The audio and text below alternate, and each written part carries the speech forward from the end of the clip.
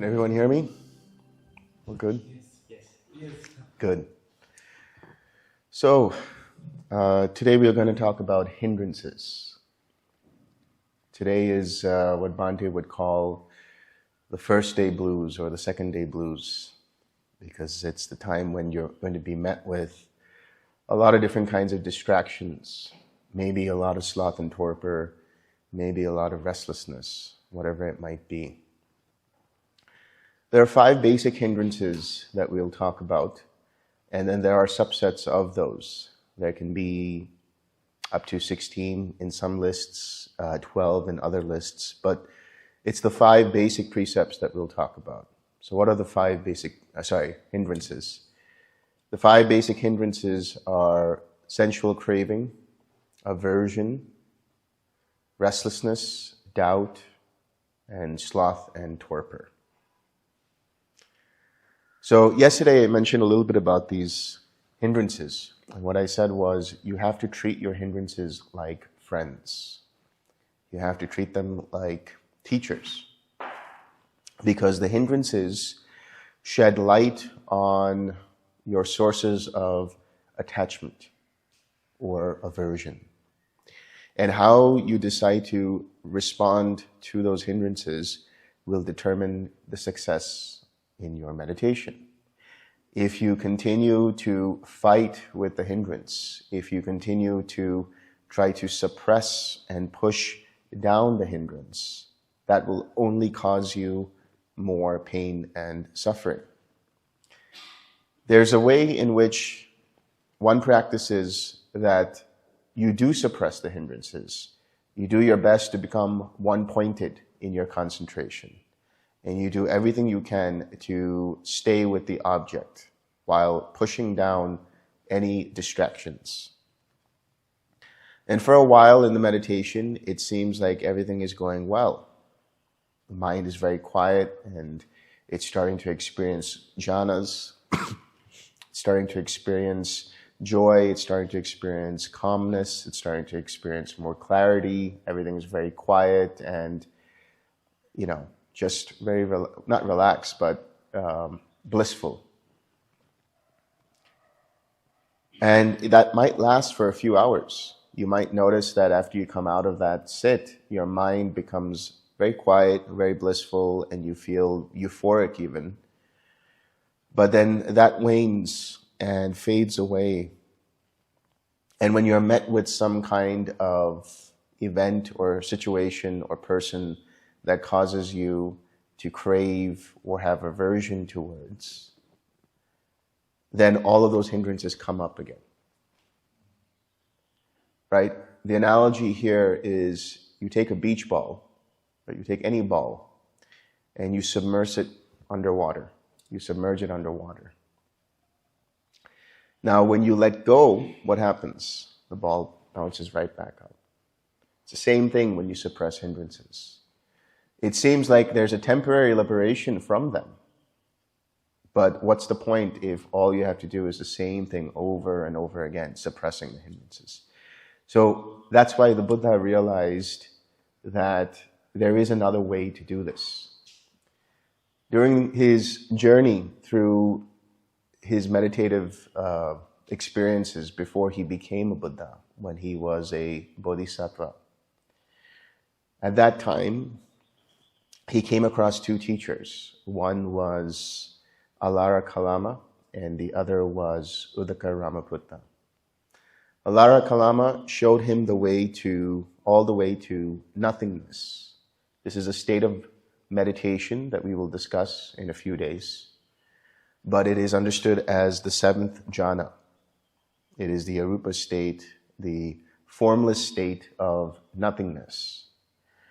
And the bodhisattva at the time was able to experience this state. And then Alara Kalama said, you have learned everything I have to teach. Why don't you stay here and become a teacher, right? I will pass on the lineage to you. And the bodhisattva was not interested in that because he realized if this is the case, then this is very temporary. This isn't actually leading to the complete irreversible cessation of suffering. There is just this experience of being in nothingness. So then later on he met with Uddaka Ramaputta. And Uddaka Ramaputta said that I do know of a method which leads to what is known as neither perception nor non-perception. I myself don't know it, that's what Uddaka said, but I can tell you what my father taught me, and you can try it out for yourself. And so the Bodhisattva went through that process and experienced neither perception nor non-perception. But having done so, he realized there is still more to be done, because it's only the temporary liberation, the temporary suppression of craving, of aversion, and so on. And later on, after that, he went into ascetic practices. And he went there he did that for quite some time, and eventually he realized that there must be another way. And so he remembered a time in his childhood where he was at the harvest festival with his father, and he sat under the rose apple tree. And while he was sitting there as a child, he remembered that his mind was uplifted, very clear, very relaxed, very joyful, naturally happy, not with any kind of suppression or trying so hard. And so he used his intuition and he said, maybe this is the way that will take me to the end of suffering. And so the rest of the events that followed were that he went through the first 4 jhanas by doing this. There's a sutta called Samadhi Sutta. And in there he says that what I realized is that it is not through the forceful suppression of hindrances that leads to the cessation of suffering. It's through tranquilizing formations, tranquilizing sankharas. What does that mean, tranquilizing formations? It means to use right effort, right? The 4 R's that we talked about yesterday. It means to recognize anytime the mind gets distracted. And remember what it means to be distracted. Anytime the mind gets caught up in that distraction, anytime the attention is no longer on your object, whether it's loving kindness or the 6 directions or whatever it might be. And anytime that happens and you recognize it, what do you do next? You let go, you relax. You tranquilize the bodily formations. It means you relax the entire body. Notice any tightness and tension and relax. You tranquilize the mental formations. What does that mean? You let go of that particular craving, that particular hindrance, that particular distraction. And there is this clarity to be found in the mind when you let go of it, when you drop that. And after you relax, what do? Now you have to generate a wholesome state of mind. How do you do that? By smiling, bringing up your smile. If you're not smiling, you bring it up. If you are smiling, stay with that. And then you have to maintain that by staying with your object, whether that is loving kindness or radiating to the 6 directions or quiet mind or whatever it might be. So let's delve a little deeper into these different hindrances that we've just touched upon. So the first hindrance is sensual craving. What does it mean, sensual craving? There are actually 3 categories of craving, 3 types of craving. Sensual craving, craving for existence, and craving for non-existence. Right now, let's just touch on sensual craving. Sensual craving is anything related to the 5 physical sense bases, right? So you're sitting down for meditation and with your eyes closed. With your eyes closed, obviously, there is no sensory input happening in the eyes. But maybe you're hearing something. Maybe you hear the sound of a bird. Now your mind goes there. Your attention goes to the sound of the bird.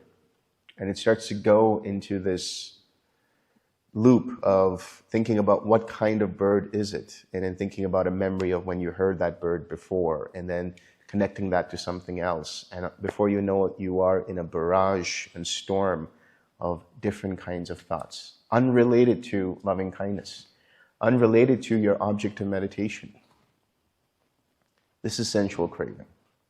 Getting distracted by what's happening in the outside world, outside your mind. Maybe you feel a fly on your arm, right? And you get distracted by that, and you think about that fly, and the fly goes away, but you're still with that memory of that. And from there, you're thinking about something else, you're thinking about something else, you're thinking about something else. And you're going through this, what's known as mental proliferation, or conceptual proliferation. One thought leads to the other, and then that thought leads to another, and so on and so forth. This is samsara. This is what samsara is. All of samsara is made up of your thoughts. All of samsara is made up of the concepts you have about yourself and about the world around you. And so one kind of mental, conceptual proliferation that happens is through sensory craving, sensual craving.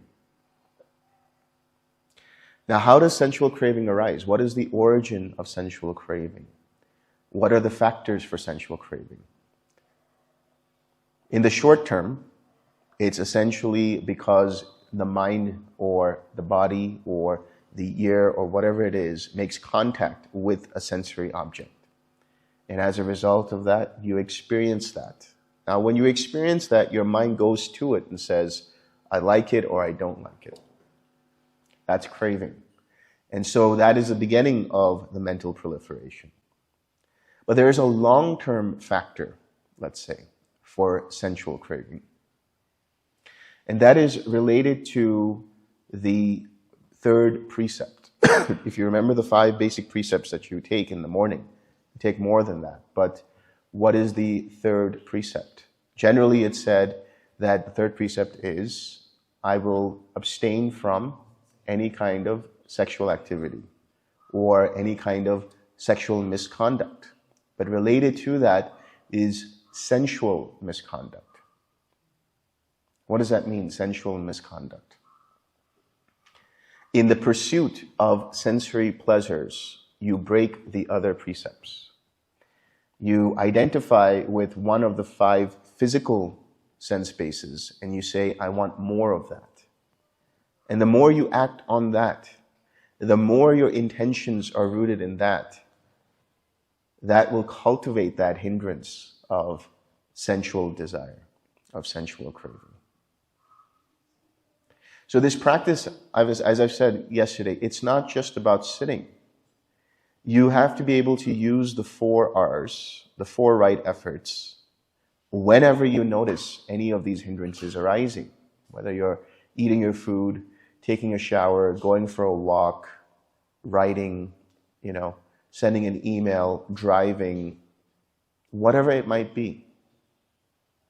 Notice what is going on in your mind. This is what is known as sati sampajanya. What is sati?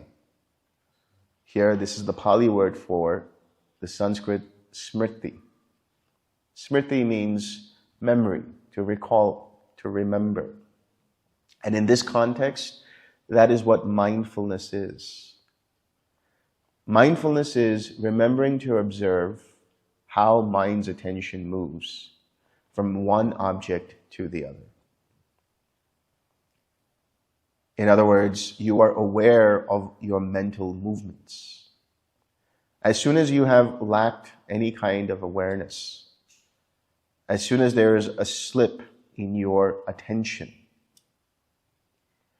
then distractions can come in. Then distractions can seep in, and now your mind starts to go in that direction. What is sampajanya? Sampajanya essentially means clear comprehension. That is the way I like to translate it. What are you comprehending? You are comprehending everything you're doing in that moment. If you are walking, you are walking. You know you are walking. If you are eating, you know you are eating. If you are tasting, you know you're tasting. If you are thinking, you know you're thinking. Now, some of you have done Vipassana, and that's part of the noting practice, right? Walking, thinking, and all that. That's just one aspect. When you are able to do that, and then bring in the relaxed step, then you're starting to establish right effort. Because the recognized step is part of that noting. You don't necessarily need to note in that way in your mind, verbally, thinking, speaking, whatever it is. You don't need to do that. As long as there is the bare awareness of what is going on, and you are aware of your mind's attention and where it is moving, then you are practicing sati sampajanya. Then you are practicing mindfulness and clear comprehension. That is how this is the equipment for samadhi, which we'll talk about in a few days. What is samadhi? Samadhi means the mind is unified and collected on its object of meditation. The unification of mind.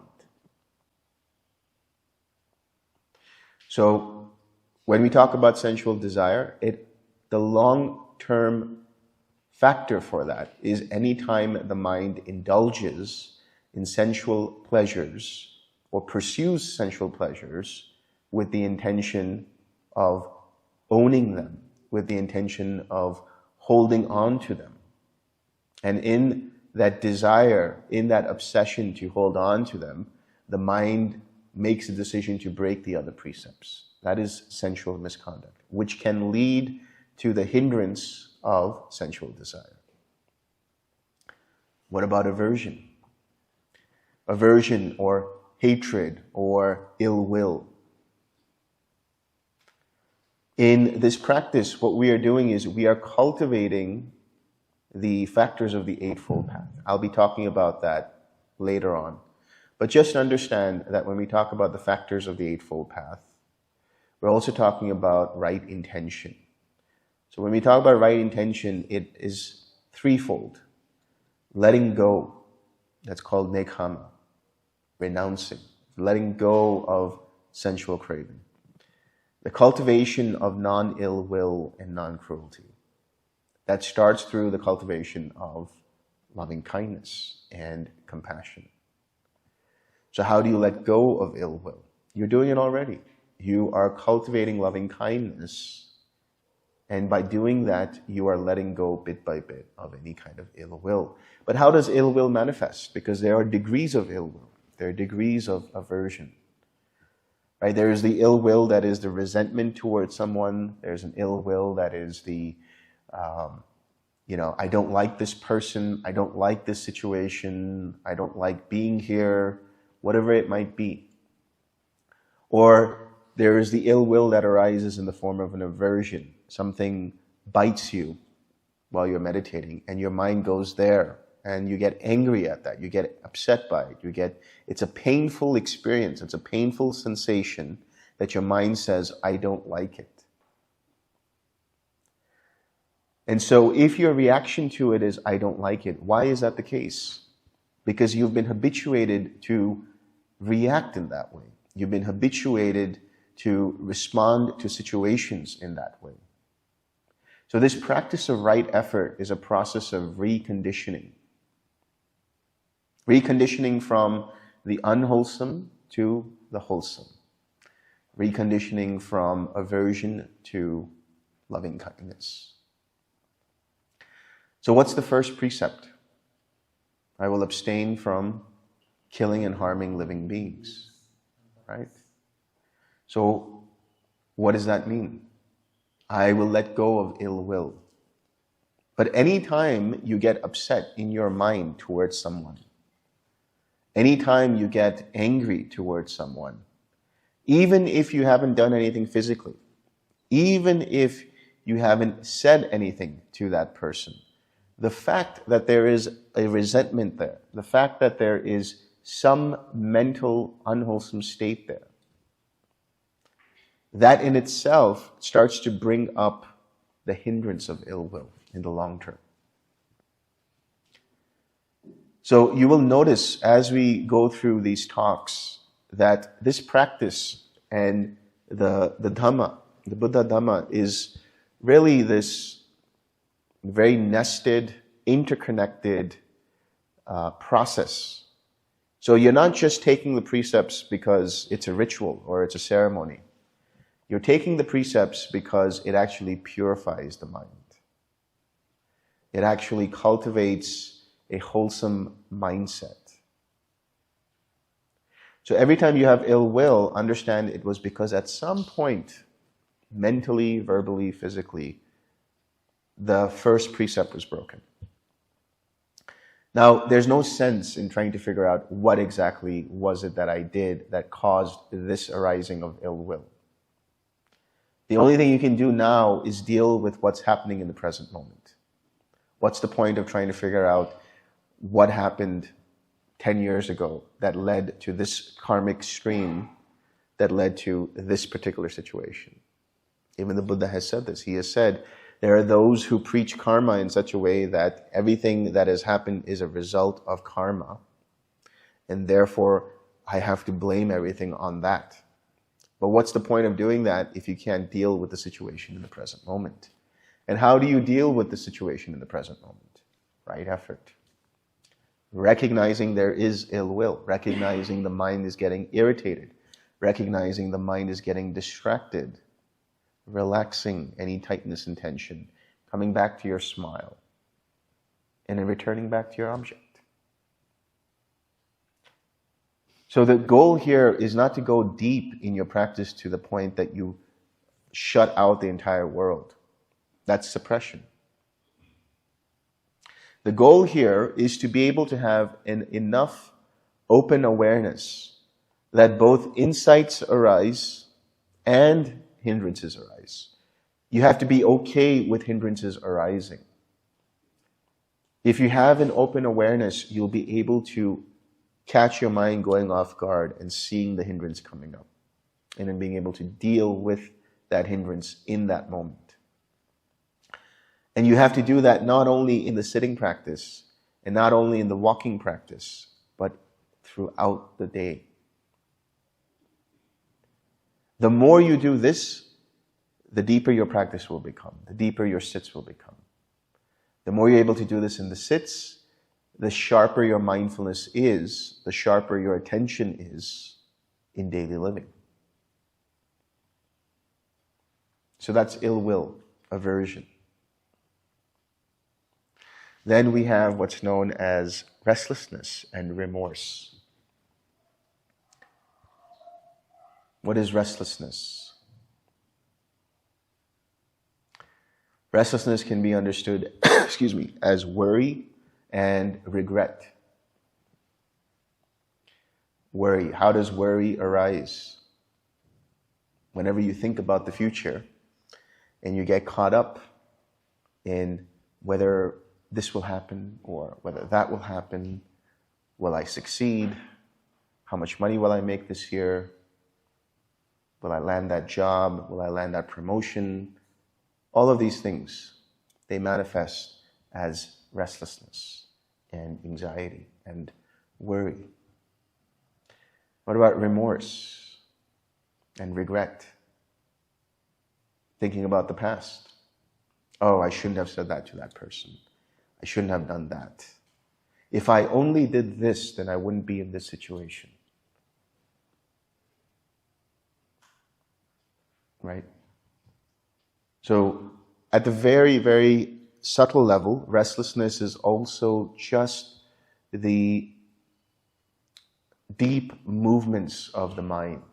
Because restlessness is not just a hindrance, but it's also a fetter that's present in most beings. Restlessness is gone completely when somebody becomes fully awakened. And so the way that it's been described, restlessness has been described as is wind-whipped water. Right? When you look at the ocean and you see the waves, the constant movement that's going on, that's restlessness. The constant stream of thoughts that are coming up, arising and passing away.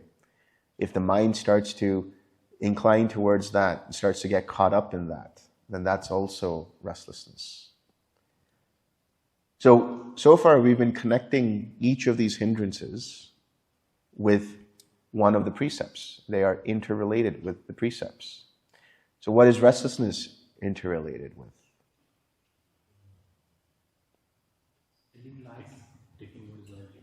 Taking what is not given.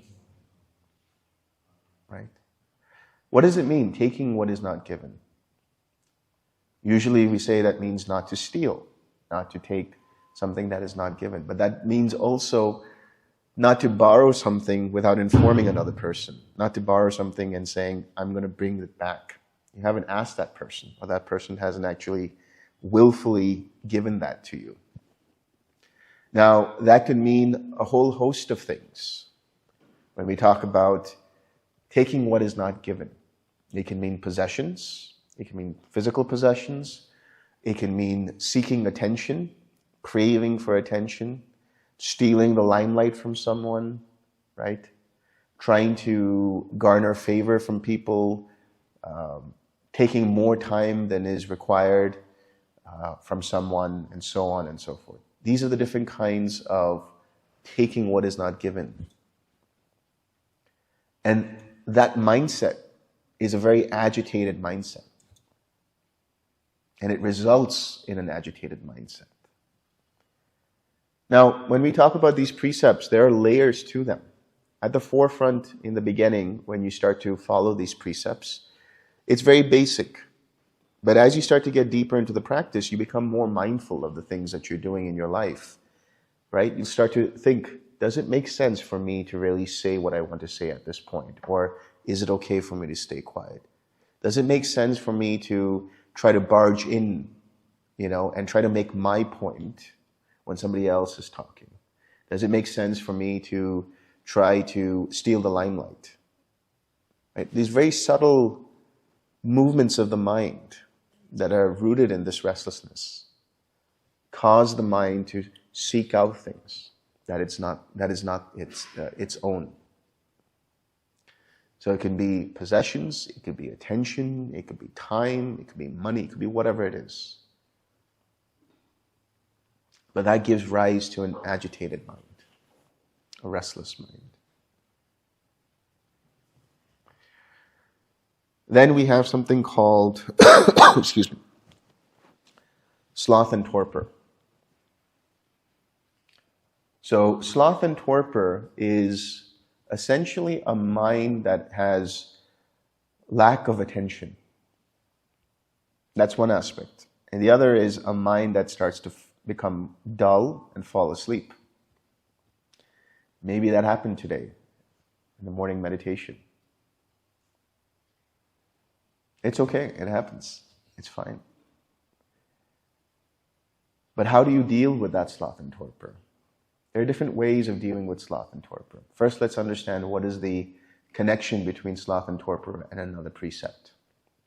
That precept is refraining from or abstaining from indulging in intoxicants.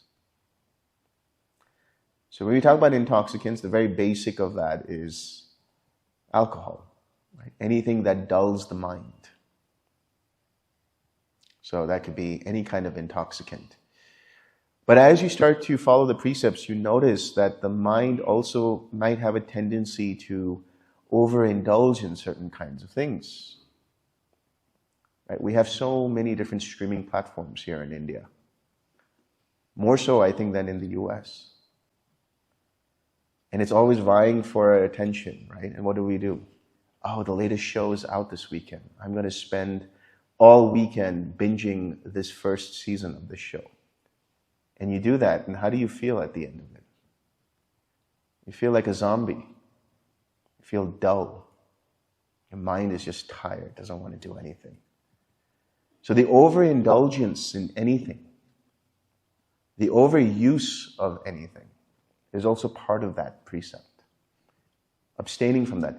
Moderation in what it is that you do, whether it's reading or watching television or answering emails or listening to audiobooks, any kind of consumption.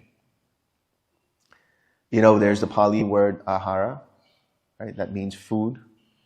But it doesn't just mean gross food, which means, food that is that's taken in by the body and digested. But it's also food for the senses. Pay attention to what it is that you're watching. Pay attention to what it is that you're listening to. Pay attention to everything in terms of your six sense bases. Pay attention to the thoughts that are reflected upon what it is that you're experiencing. So overindulgence in anything can result in sloth and torpor. Now, there are some practical approaches to dealing with sloth and torpor. First and foremost, it's to make sure that you have enough rest, enough sleep. Now, there might be changes to your schedule now that you're here on this retreat. And your body and your mind might take a couple of days to adjust, and that's okay. But make sure that you're getting enough rest. I might be the only teacher who says, I want you to take as many naps as possible on this retreat. And when I talk about naps, I'm not talking about like 3-hour siestas.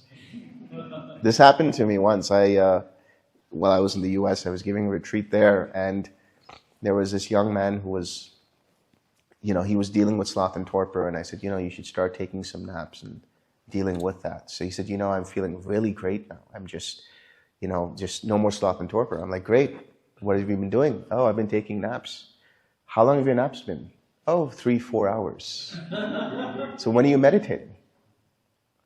So when we talk about naps, we're talking about really, short naps, like 15 or 20 minutes. Anything beyond 20 minutes, the mind starts to get groggy because it starts to get into the different sleep cycles, and it can create a disruption. So take some naps, that's one thing. The second thing is make sure that you're meditating in light. That's one of the reasons why I like this hall. Now you can't really notice, but there's always a lot of light that seeps into this hall. So it's really good. So make sure that you have enough light wherever it is that you're meditating. Now, I talked about sloth and torpor in the form of lack of attention. What can happen is you think that you're feeling the feeling of loving kindness. You think that you're staying with the feeling of loving kindness. And then little holes are poked into your attention. And for a moment, your mind goes somewhere else. And then you come back to the loving kindness. And then for another moment, your mind goes somewhere else. And so there's these gaps in your attention, micro gaps in your attention. And you'll notice, you might not notice yourself amongst the people around here. If somebody was walking around, especially during the morning meditations, and people are sitting, you'll notice that their heads start to bob like that. Right? And that means that the mind is starting to experience sloth and torpor. So when we have that inattention or gaps in attention, what that means is there's not enough interest, there's not enough actual focus on your object. Too much focus, and that will create a barrage of restless activity in the mind. Too little focus, and sloth and torpor starts to seep in. So the analogy here is it's like the aperture of a camera. Right? You have to be able to have just enough so that you can see the whole picture. If you focus too much, you're pinpointing only one aspect of the picture, not able to see what is arising in the form of insights or hindrances. Not enough focus, and the picture is not clear at all. It's fuzzy. Because of that, the mind loses interest, and then there's gaps in the attention. So how do you bring up this attention more? Well, one way could be to pinpoint your focus a little bit, but another way is to do the walking meditation, but backwards. Walk backwards. Because when you walk backwards, what happens? You are paying more attention to the steps that you're taking. You could walk you could walk forward in the forward direction without any attention at all. Your feet somehow know where they're going. But when you walk backwards, you're more careful. You're more attentive to what's going on. So do that. Do that for 15, 20 minutes, and then come back to your sit and see how you feel. You'll notice that the mind becomes more collected.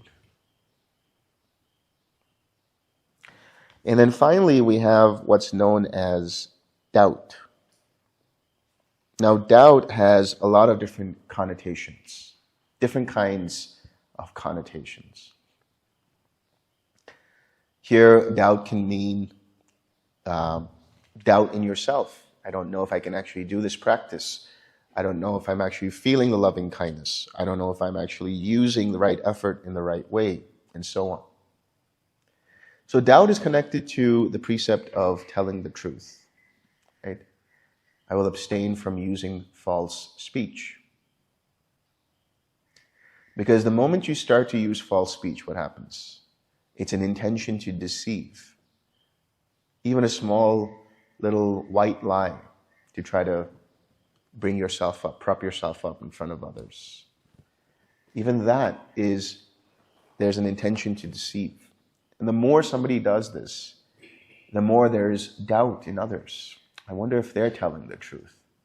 I wonder if they're being honest with me. And then there's self-doubt, right? Doubt in your own efforts, doubt in your own achievements, doubt in your own practice. That's one kind of doubt. Another kind of doubt is, well, there should be a healthy amount of skepticism. Even the Buddha has talked about this. He said, come and see for yourself and try out this practice.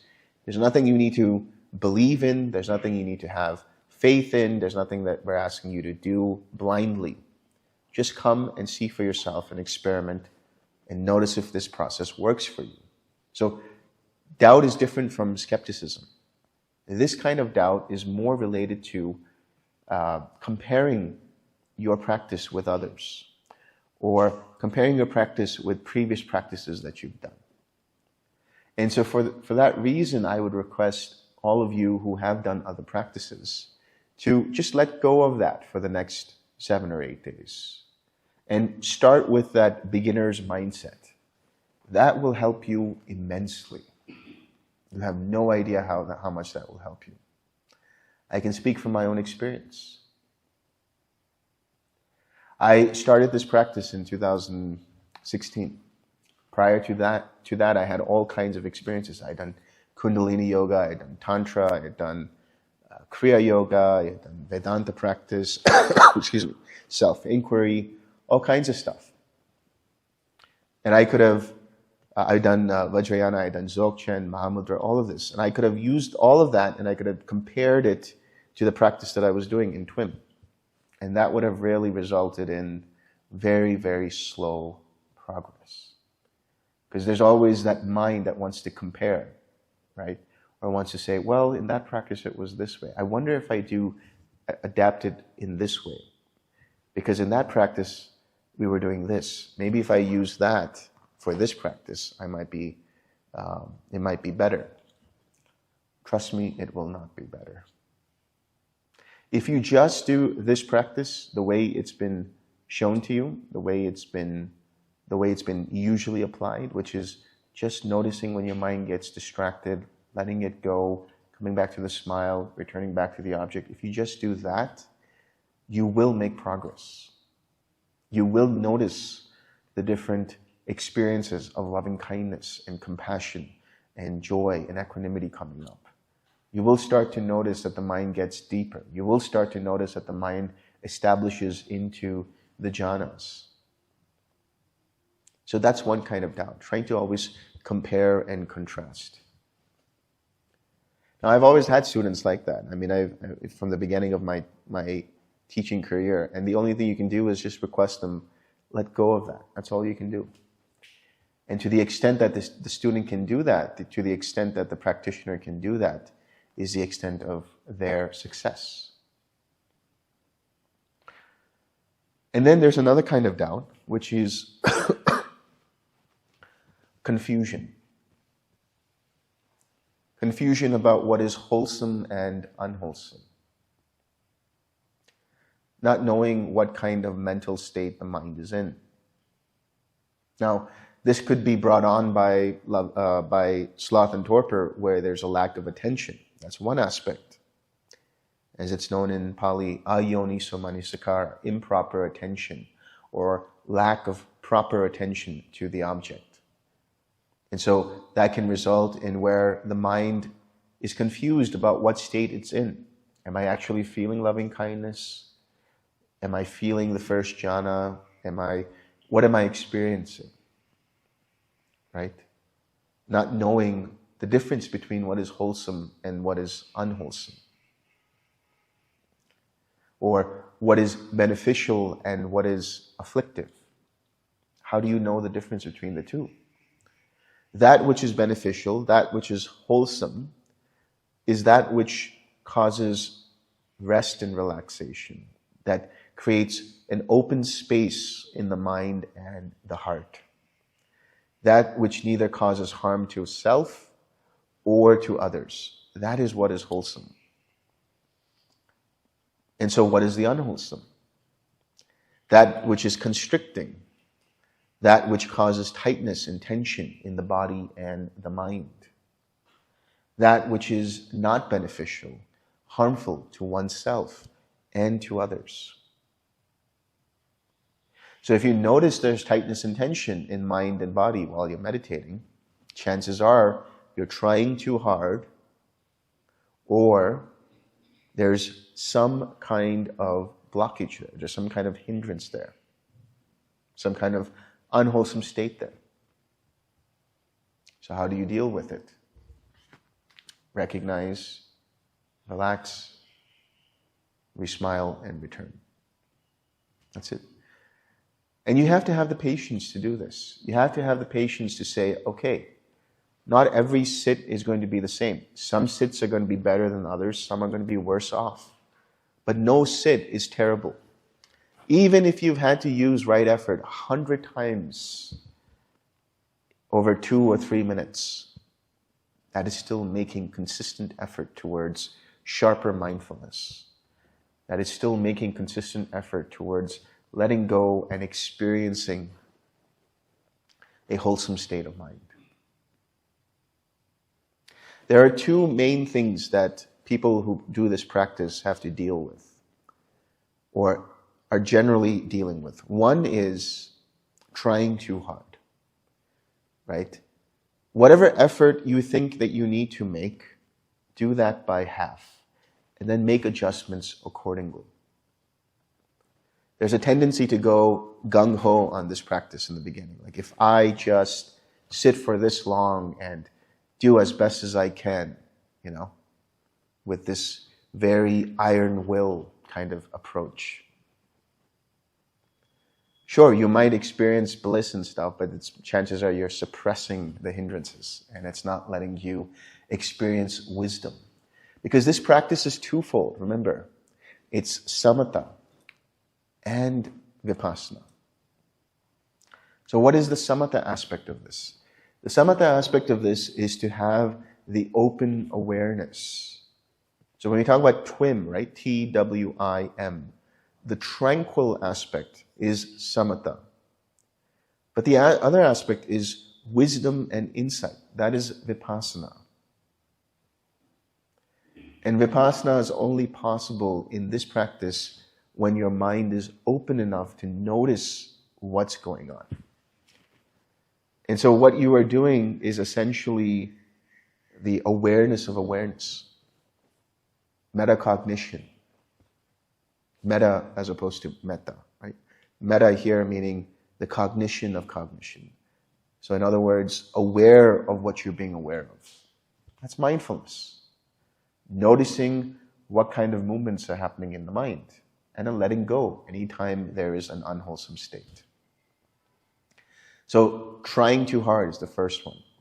The second one is beating yourself up. In other words, this is non-acceptance of the present moment. Non-acceptance of yourself. I see this more in the West than here in the East, but it's starting to happen here too, as we have a more globalized society where people have this tendency to create this standard that if I only reach this standard, I will be good enough. And in doing so, The mind wants to seek the approval of others. The mind wants to become better than others. And then the most extreme form of that is self-denial, self-hatred, self-loathing. I'm not good enough. I'm not doing this practice correctly. The more you have that, and the more you're not able to just accept things as they actually are. Okay, there's sensual desire in my mind right now. What do I do about it? How do I let it go? That's it. That's all you have to do. Why do you have to beat yourself up and say, why did I have this sensual desire? Why did I get angry about this? There's a tendency for the mind to get angry about the fact that it got angry. That doesn't make any sense. Okay, I got angry. So what? No big deal. I'm going to let it go.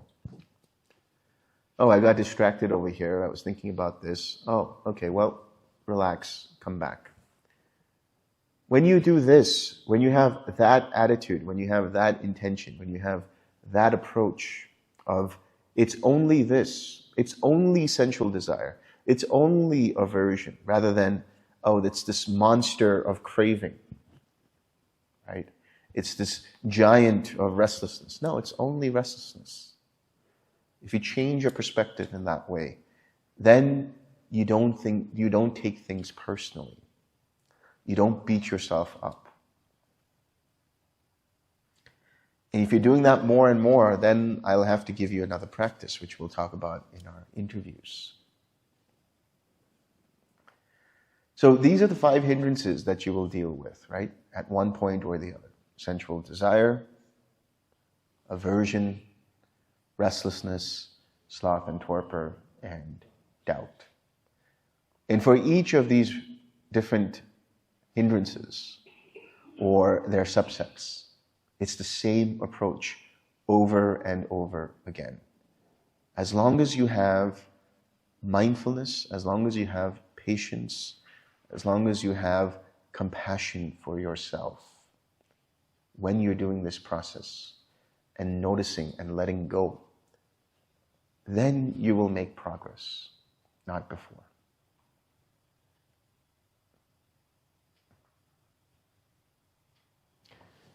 Any questions? Yeah. Why haven't you removed the release step? Because in recognizing and going to the relaxed step, you are releasing. It's a little redundant. Relax and release. See, what does it mean to release?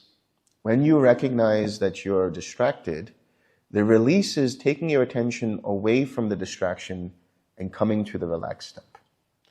So by relaxing, you are essentially releasing as well.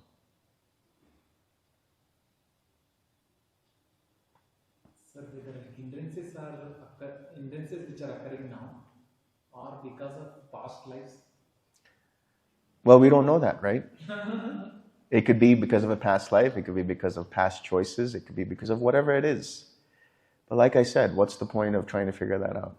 The only thing you can deal with now is the present moment and the current situation.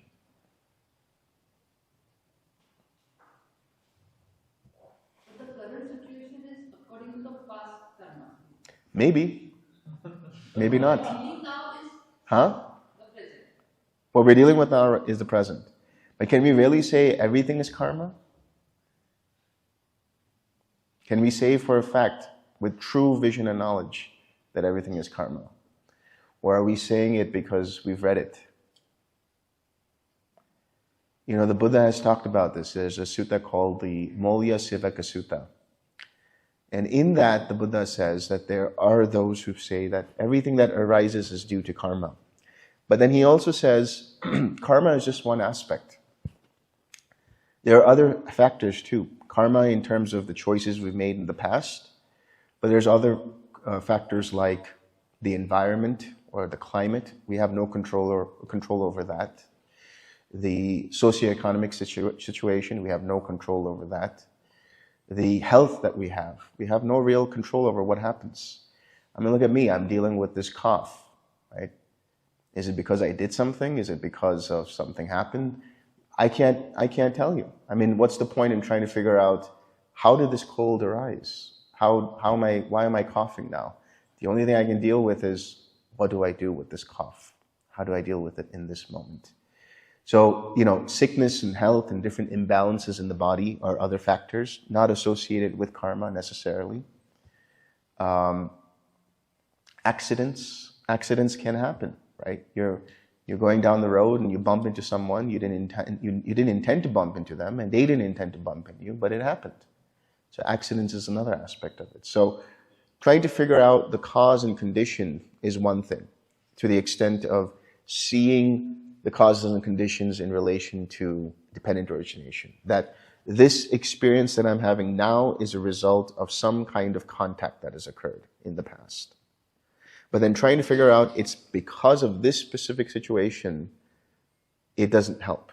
The only thing you can do now is, okay, I am met excuse me, I am met with this difficult situation. What do I do about it? How do I perceive it? How do I deal with it?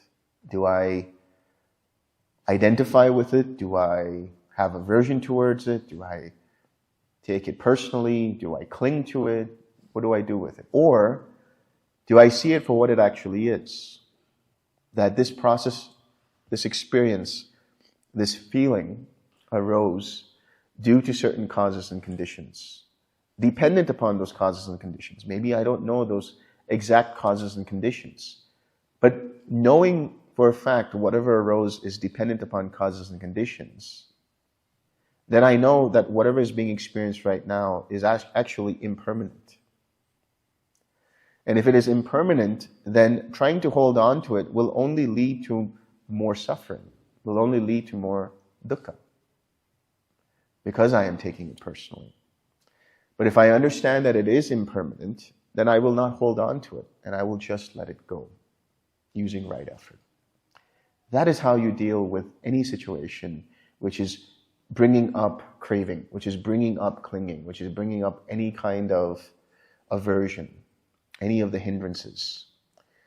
So right effort is the key to letting go of karma, old karma, new karma. We'll talk about that more as we talk about dependent origination.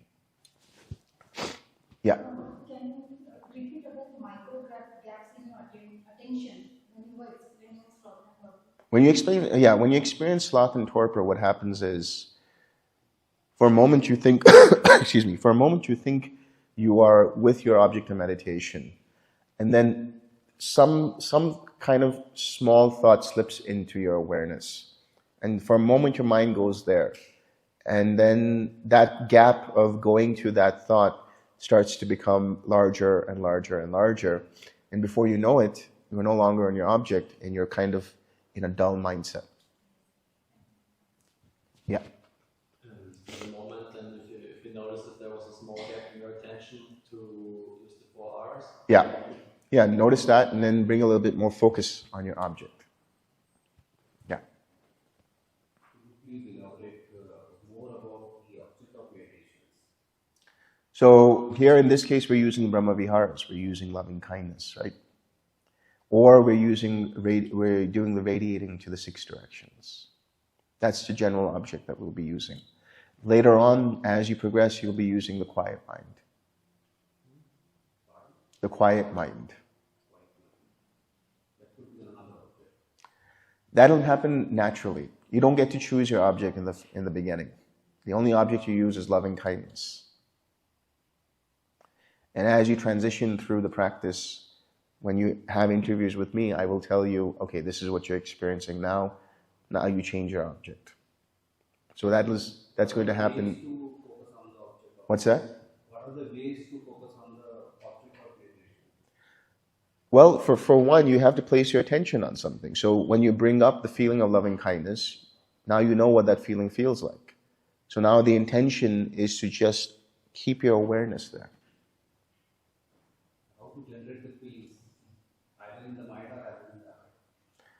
Well, you use either statements like, may I be happy, may I be well, may I be free of suffering, or you use a gratitude practice, or you use a wholesome image, a wholesome memory, right? And that brings up a smile on your face that starts to bring up that warmth in your heart, and then your awareness rests in that feeling. And that happens for the first 10 minutes, and then you bring up a spiritual friend, and you stay with that spiritual friend. How we would differentiate between the feeling either in the heart or either in the mind? So if you're starting out, you only stay in the heart. That's all you do. You just stay in the heart. If you're starting out. You just said that you don't get to choose your object of meditation initially. So if someone has been practicing and they have tried different methods and they have found something that works really well for them, why should they still keep trying to develop different ways and basically, develop practice with different object of meditation? That's what I'm saying. You don't keep changing. It happens on its own. So metta changes to karuna. Loving kindness changes to compassion. Compassion changes to joy. Joy changes to equanimity.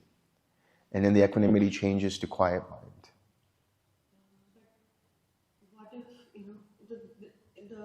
it's not feeling based? Say someone has found, natural progress with breath. So how does that begin? Like if I have been practicing just with breath, then why should I try to develop? Well, it depends on what kind of breath practice you're doing, because when we talk about anapanasati, there's so many variations. There's the breath practice where you focus over here. There's a breath practice where you focus over here. There's a breath practice where you focus on just the movement of air up and down. But with loving kindness, what we found with Brahmaviharas is that it feels good. The breath practice, it's boring, frankly. It's very boring.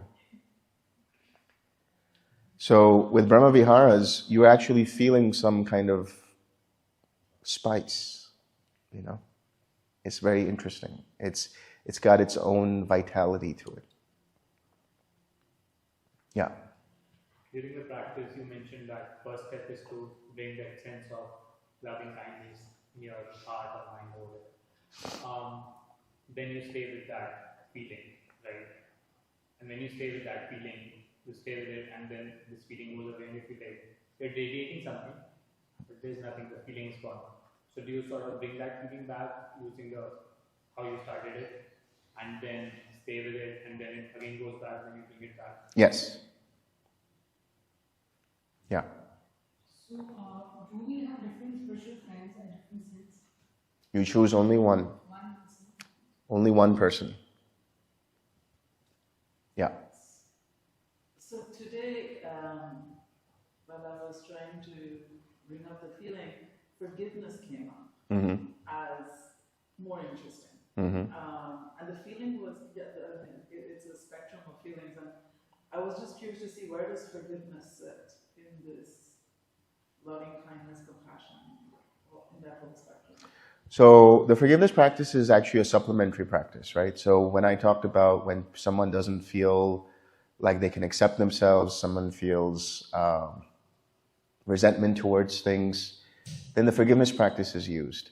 And I will prescribe to people forgiveness practice, but that's only dependent upon the interviews. I wouldn't start off with forgiveness right on day one.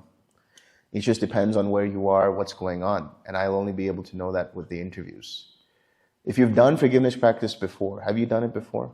Well, it was just the line practice of the whole it just naturally came up as a statement. Yeah, you don't want to do that. Just let that go. There is a way that we do forgiveness practice here, but we'll talk about that in the interview and see if you need that. And some people feel like forgiveness is a punishment. It's like, if I give you forgiveness, it's like, oh no, you did something wrong. Don't think of it that way. It's actually really, really helpful. Bhante Vimramsi did it for 2 years. He was inspired by the whole Ho'oponopono practice. And he developed this forgiveness practice when he was reading a book called Who Dies by Stephen Levine. And he tried this for 2 years, and it worked wonders for him. So there's, I think up there in the interview room, there's the books there. And I'll give you those books if you feel like you want to do forgiveness practice. can we get can we get distracted without having tightness in mind and body? Yes, of course.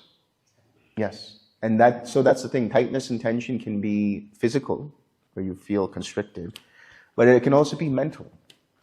Not necessarily a physical feeling of tightness and tension, but a mind that is constricted, a mind that feels that's not open enough, let's say, that doesn't have enough spaciousness to it. That could also be a feeling of tightness and tension. Sir, one more question can I ask? Like for already practitioners of field, like whenever we practice 6 directions, the mind automatically wants to quiet mind. But as you said yesterday that we need to do each direction for 4 to 5 minutes. Yeah. Like here we are bringing some energy to it, like we are intentionally radiating. Yes.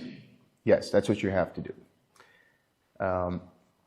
Because you always need to start with some kind of balancing effort. And I'll talk about that tomorrow when I talk about the enlightenment factors. It's very important to have some amount of energy in the beginning of the practice so that your mind becomes more stable, because the energy leads to further unification and collectedness of mind. If your mind just jumps directly into quietness or quiet mind, there's a tendency for that quiet mind to feel like it's quiet mind, but actually it's very surface level, and it's more of a dull mind than anything else. Yeah. So there is saying in Dhamma that I just got this one. So since mind is the forerunner of all evils or the good state, what is the role of heart? So when we talk about the feeling of loving kindness in the heart, it's all the same thing. Mind is everything from your head to your toe, and even beyond. Mind is samsara, samsara is mind. So it doesn't matter.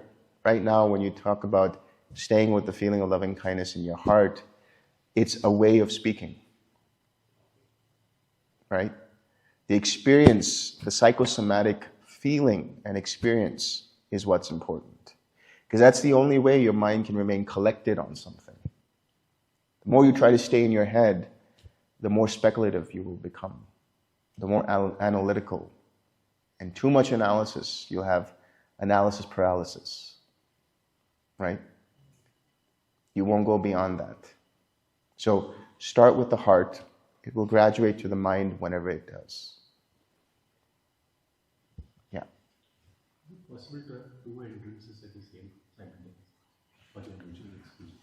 For example, today I was feeling that sloth and torpor and restlessness.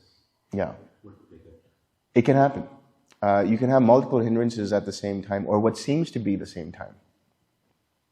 What happens is the mind goes back and forth between sloth and torpor and hindrances, but it's so fast that it feels like they're happening simultaneously. So what do you do with that? How do you deal with that? Because you have sloth and torpor at one end, and then you have restlessness on the one end, right? And you have to balance the mind in some way.